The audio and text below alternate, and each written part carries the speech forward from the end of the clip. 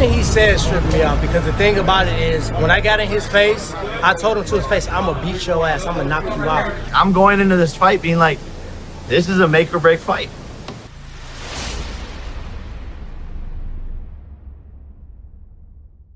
Hey everybody, welcome back.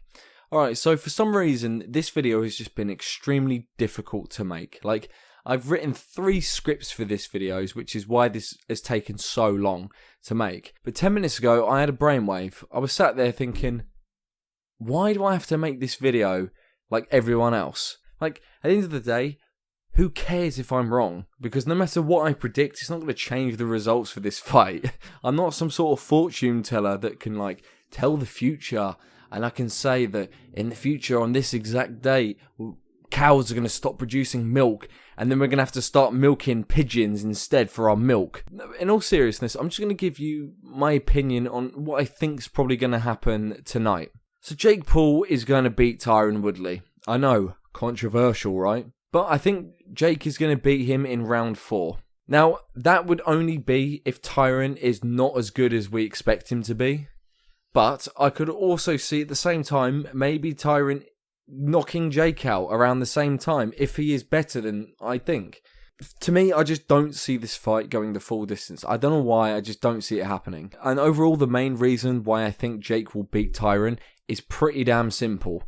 Tyron can throw a punch, yes, but he spent nearly his whole life training to be an MMA fighter, and obviously, you know, he had the wrestling background. So the way he moves in the ring normally, which he did for pretty much the majority of his life, is completely different to that of a boxer. Because you got to remember, a boxer, with the way they fight, they're not worried about getting kicked or getting dragged down to the floor with submissions and takedowns. They're not worried about that. But then also you got to take into consideration the fact that boxing should physically be easier for Tyron, because obviously in MMA, when you're wrestling people, that shit will drain you. But in boxing, you're only using the top half of your body, and obviously your footwork as well, but it's not, you know, it's not the same as when you're wrapping legs around each other and pulling and all that. It's completely different. But I just don't believe that he'll be able to change his entire style, which he's learnt for years, in a matter of months. I just don't see it happening. Like, to me, it's like telling a rugby player to go play football.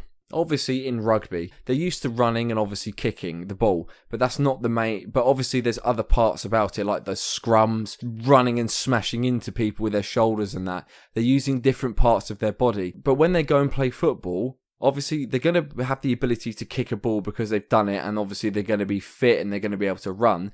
But when they're against someone who's played football their whole life, obviously, they can do all the basics of what the rugby player could do, but obviously they've got the movements that the rugby player will never have, like being able to do all the, you know, the flamboyant stuff, you know, spinning the ball around everywhere, you know. Tyron's not going to have that boxing ability, in my mind. He's not going to have that flamboyancy or that, you know, that sharpness that Jake will have. Tyron will have the fundamentals of knowing how to box, but I don't think he will be able to do it as smoothly, and I don't think his boxing IQ will be as high as Jake's.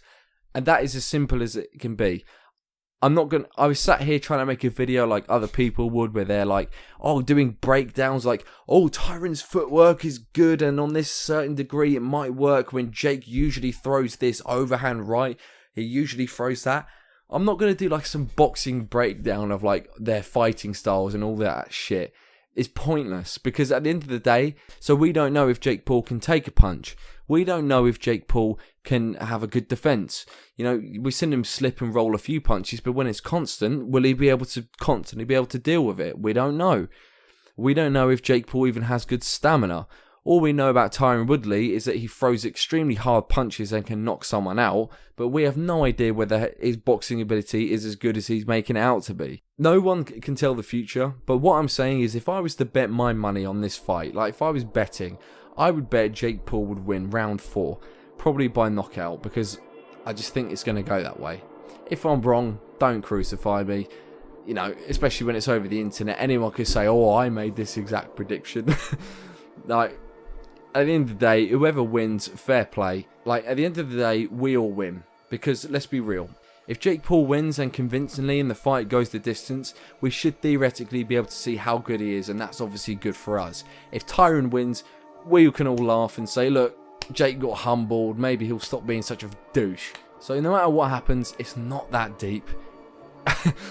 some people want you to like talk about this like in depth, like it's really serious and really get into it, and it's like it's a bit of entertainment. So I'm telling you now, that's my prediction, and if I'm wrong, I'm wrong. Like I said, I can't tell the future.